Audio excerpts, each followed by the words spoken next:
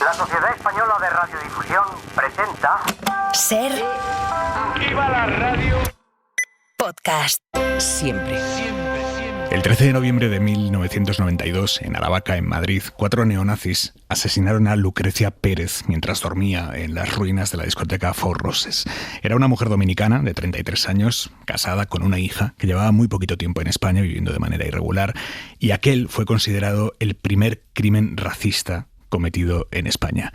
Disney Plus ha estrenado Lucrecia, un crimen de odio. Es un documental que narra el asesinato, la posterior investigación y el desarrollo del juicio. Y todo ello a través de material de archivo inédito y de testimonios de aquellos que lo vivieron en primera persona. David Cabrera y Garbiñe Armentia son los directores del documental. Garbiñe, David, muy buenas noches. Buenas noches, gracias. ¿Quién era Lucrecia Pérez? ¿Quién me lo cuenta? ¿Quién era ella? Pues Lucrecia Pérez era una mujer de Vicente Noble, un pueblo pequeñito y muy deprimido de República Dominicana, que decidió pues dejar su vida atrás, incluso a su hija de 6 años, para migrar a España en busca de una vida mejor, en busca de mejor economía, como dice su hija Kenia. Llegó a España y 30 días después la asesinaron. Es verdad que ella, en el momento de su muerte, os atribuyen quienes estaban allí, dicen, no sabía que venía a España a encontrar la muerte, ¿no? Uh-huh. Sí, exacto. La última frase antes de morir fue algo así, ¿no? Sí, Katy, una mujer dominicana muy joven también, que estaba con ella en la habitación, recuerda que lo último que pronunció fue: no sabía que venía a morir aquí a España. Ostras, es que es durísimo, ¿no? Uh-huh. Claro, era desde luego lo último que esperaba. En esa imagen que muchas mujeres dominicanas con las que hemos hablado y nos explicaban qué era para ellos España, qué era para ellas, ¿no? Es el lugar dorado donde estaban viendo a través de la televisión, los que tenían, porque era un pueblo muy humilde, las Olimpiadas, la Expo 92, donde España estábamos lanzándole al mundo un mensaje de un puente de culturas, de una modernidad, de una sociedad acogedora. Lo último que esperaban al llegar aquí es que iban a encontrar la muerte. Por fortuna solo ella encontró la muerte, pero muchas otras encontraron no un comité de acogida, de bienvenida. Yeah.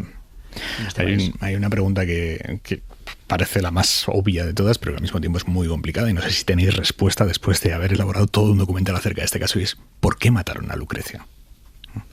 Ha sido la pregunta que a nosotros nos ha motivado a hacer precisamente esta serie. No creo que haya una respuesta fácil, ¿no? Yo no te voy a poder decir por qué la mataron. Precisamente la serie bucea en ese contexto social, ¿no? Y en cuáles fueron las circunstancias que provocaron pues que un primer conflicto de convivencia en el barrio de Aravaca acabará cogiendo vuelo, ¿no? Y alentando a 4 personas que en un momento dado, pues desde la Plaza de los Cubos deciden, como dicen ellos, ir a dar un susto a los negros, que acabó desembocando en el crimen. Entonces, una cosa que me ha llamado mucho la atención es el protagonismo de la Plaza de los Cubos, que para quien conozca Madrid y para quien no lo conozca también es un lugar muy, muy céntrico, y es verdad que en su día fue epicentro de los skinheads, de los neonazis en Madrid, pero es que era el epicentro del mal. Claro, fíjate, algo que nos ha llamado mucho la atención cuando empezábamos a hacer preguntas, a reunirnos con gente para conocer la historia, era que cualquiera que hubiese vivido en el Madrid de los años 90, en cuanto mencionabas la palabra Plaza de los Cubos, el relato saltaban como un resorte y el relato era unánime. Había que pasar de largo por ahí, había que huir de allí. Todo el mundo conocía o bien el mismo o bien algún conocido que había sido agredido por cualquier motivo. No, es decir, podía ser por tener el pelo largo, por tener gafas, por supuesto por ser negro. No eran muy rebuscados en los motivos que podían provocar que esa comunidad de gente simpatizante de la extrema derecha, de la ultraderecha, de los ultrasur, de bases autónomas, grupúsculos que estaban muy activos en ese momento, hicieron de esa plaza su zona cero de la violencia. Vosotros habéis investigado cuál era el sentir social de aquellos años respecto al racismo, no por parte de la extrema derecha, de los neonazis, sino de la sociedad en sí. Y de hecho, a lo largo del documental dais pinceladas de qué opinaba la gente, lo que podemos conocer como la gente de la calle. España en aquellos años era un país racista. Yo creo que era una sociedad muy poco autoconsciente y que no se consideraba a sí misma como racista. Hay que pensar que era el inicio de la llegada de los primeros inmigrantes. La población inmigrante en realidad era muy pequeña, el 2%. Entonces empezaba a reaccionar y yo creo que esa falta de autoconciencia, ¿no? Era una lo notas en los testimonios, ¿no? Esta gente que comentas de la calle que reacciona, ¿no? Y da sus impresiones. Son impresiones sin filtro, se expresan completamente sin filtro.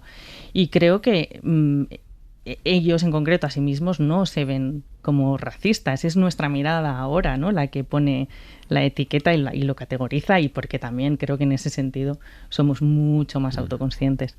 Y desde nuestra mirada de hoy espantan declaraciones como esta del entonces ministro socialista del Interior, José Luis Corcuera. Probablemente nos encontramos ante uno de los problemas más serios que puede tener España. Un inmigrante ilegal que está ilegalmente en España puede aparecer en cualquier medio de comunicación exigiendo que se cambie la ley de extranjería. Pues mire usted, a mí eso me molesta. Y estoy seguro que a muchos españoles también. Es muy duro escuchar estas palabras de un ministro del Interior del Partido Socialista. Estamos hablando de principios de los 90. Uh-huh. Hay algo que es inquietante cuando empezamos a documentarnos en la historia, cuando revisamos el archivo, y es la cantidad de mensajes, en este caso que emite un líder político, pero también mensajes sociales, mensajes de carteles de organizaciones políticas que colgaban en la calle, cuyos lemas son absolutamente vigentes, que parecen actuales. En este caso pareciera ir cambiando de siglas, ¿no? Pero efectivamente, algo que nos llamó mucho la atención y que es parte del potencial que tenía esta historia y los compañeros de Disney vieron que era algo que era muy interesante, es que la historia de Lucrecia y todo el contexto que precedió a su muerte era inquietantemente vigente. Podían ser trasladados a la actualidad, sí. Pero es chocante, efectivamente, un ministro socialista, esas manifestaciones tan desacomplejadas, por otro lado. Hoy pareciera, no sé si pensamos diferente, pero sí es verdad que hay quien se expresa con más pudor. ¿Vosotros qué conocíais de la historia de Lucrecia antes de decir sumergiros en este proyecto?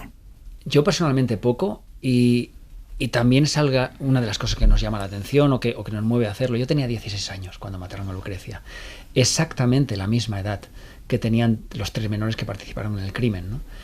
Es verdad que yo crecí en Barcelona y sin embargo el eco del crimen de Lucrecia llegó a toda España, y en mi memoria había quedado absolutamente sepultado por aquel recuerdo más amable de las Olimpiadas, de la Expo 92, de nuestra modernidad.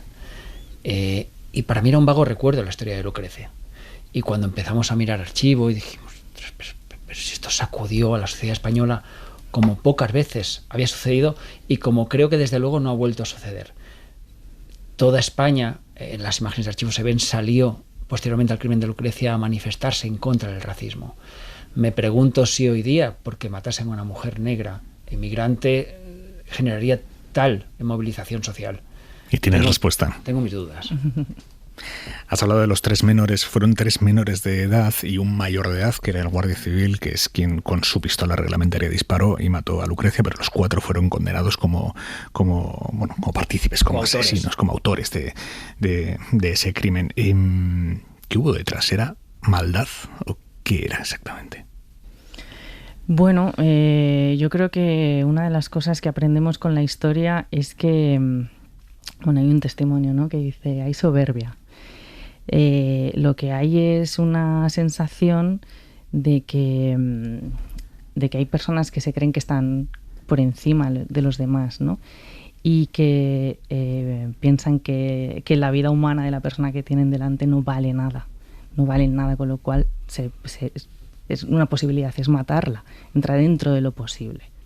Vosotros habéis ofrecido a los 4 asesinos de Lucrecia, una vez ya cumplida su condena, ya están en libertad, habéis ofrecido que participaran en este documental. ¿Cómo recibieron ese ofrecimiento? Nosotros nos pusimos en contacto con los 4 de manera directa o indirecta. No hemos conseguido hablar directamente con los 4. Pero sí con declinaron lo primero que intentamos es, por educación, explicarles que estábamos haciendo esta historia que evidentemente apelaba a sus vidas, y segundo, ofrecerles, tenían la voluntad de participar. Con los que sí hemos podido hablar y con algunos tenido largas conversaciones, realmente bueno, incluso nos animaron a seguir adelante. Entendieron que para ellos pues no tenía interés participar, o puedo entender perfectamente que son 4 personas que pagaron su pena, han rehecho sus vidas y bueno, quizá lo último que desean es volver a dar la cara, aunque realmente hubiese sido interesante, en función de qué discurso mantuviesen, saber, bueno, evidentemente sus motivaciones, qué les inspiraba, qué temían, por qué participaron en aquello, y también con el paso del tiempo cómo han procesado, qué aprendizaje les ha dejado todo este suceso, ¿no?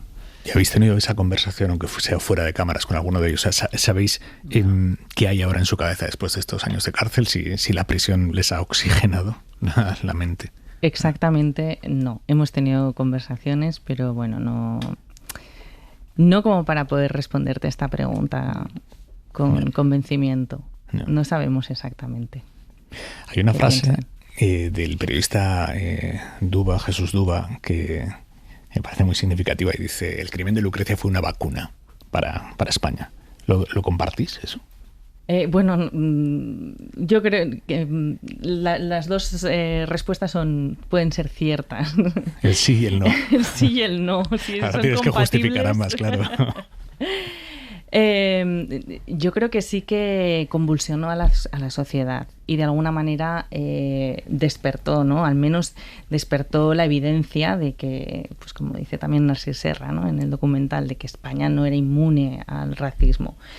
Ahora, si nos vacunó y nos salvó, ¿no?, del racismo para el futuro, yo creo que está claro que no. O sea, son evidencias, sí, de hecho, ¿no? La realidad nos dice lo contrario. Yo entiendo lo que quiere decir Jesús Duba en esa afirmación, ¿no? Y es que la sacudida fue tan grande que se nos cayó la venda de los ojos. Un país que se acostó un día pensando que no era racista y se despertó al día siguiente descubriendo que quizá tenía un problema que no estaba reconociendo. En ese sentido, sí, la sacudida fue importante para la sociedad. ¿Nos cambió? Pues me gustaría decir que desde entonces efectivamente no se volvió a cometer ningún crimen de odio, que la sociedad aprendió el mensaje y que la relación con la inmigración, con la gente de fuera, cambió. Me temo que la realidad no es esa. Mira, te pongo un ejemplo. Es verdad, nos lo han dicho testimonios, que en la plaza de Aravaca, donde precedió al crimen de Lucrecia, la gente de Aravaca no estuvo directamente implicada en el crimen. Los asesinos vinieron de fuera. Pero es verdad que el crimen de Lucrecia fue precedido por un conflicto de convivencia en la plaza de Aravaca. Posteriormente al crimen... Vamos a explicar esto bien, porque muchas... muchas personas que trabajaban de internas se juntaban varios días a la semana en una plaza concreta de Aravaca, y ahí se generaban determinados molestias para los vecinos y demás. Exactamente. Ese conflicto de convivencia en la plaza de Aravaca fue amplificado por medios de comunicación, aprovechado por partidos de extrema derecha que hicieron una campaña con carteles de fuera inmigración, primero los de casa. Se fue caldeando el ambiente. Los asesinos que el 13 de noviembre salieron de la Plaza de los Cubos estaban leyendo un periódico que hablaba de los inmigrantes dominicanos que estaban refugiados en una discoteca abandonada, en la discoteca Four Roses. Es por eso que van para allá, porque ese conflicto de convivencia ha subido de intensidad y ha llamado la atención de toda la población. Bueno, con posterioridad al crimen de Lucrecia, en el barrio de Aravaca, la administración puso en marcha algunos programas de convivencia. Nos consta que fue así, para integrar a la población local con la población, en este caso mujeres dominicanas que trabajaban en el servicio doméstico. Bien, porque es verdad que no estaban acostumbrados a a ver, en España, en el año 92, no estamos acostumbrados a la población extranjera, ni tampoco a gente de otro color. Eso es así. Bien, cerca de un año después, en el centro cívico de Aravaca, donde se hacía un acto con la presencia de dominicanos, y está así recogido en la prensa, los españoles, los blancos, entraron por la puerta principal y se le pidió a los negros que entrasen por la puerta trasera. Ostras. Y ya habían matado a Lucrecia. Eso en el 93. Exactamente. Entonces, nos vacunó, sin duda nos impactó, desde luego no nos cambió como sociedad, porque eso está y estará probablemente presente en nuestra sociedad. La pulsión a rechazar al de fuera, a sentirse superior. Y lo importante no es tanto, perpetuamente nos hacemos la pregunta, pero es España, nosotros nos la hacen, ¿no? ¿Habéis analizado esta España un país racista? Bueno, es importante que nos hagamos la pregunta. Porque si vivimos instalados en la certeza, presunta certeza de que no, en España no hay un problema con el racismo, difícilmente vamos a encontrar una solución, ¿no? Kenia, la hija de Lucrecia, ahora vive en España y habéis hablado con ella. Ella dice que no ha perdonado a los asesinos de su madre. ¿Entendéis esa posición de Kenia? Sí, Kenia le sigue doliendo la pérdida de su madre. Y de hecho lo notamos, ¿no? Le sigue doliendo cuando cuenta la historia, pues se emociona, se rompe, y ese perdón pues no lo ha hecho, ¿no? Sin embargo, sí que para nosotros es un ejemplo de mucha fortaleza. Ella, de alguna manera, aunque tiene estos sentimientos, ¿no?, de odio, y incluso llega a decir, ¿no?, pero no deja que puedan con ella, ¿no? Ella hace el esfuerzo, toma la decisión y hace el esfuerzo de sobreponerse a eso, ¿no?, de no odiar. O al menos no dejarse llevar por ese sentimiento de venganza que de alguna manera arruinaría su vida. O sea, si ya arruinó su vida el asesinato de su madre, pues aún lo haría más, ¿no?, dejarse llevar por todos estos sentimientos. Con lo cual también es una enseñanza, ¿no? Se puede elegir y la elección implica un esfuerzo personal diario.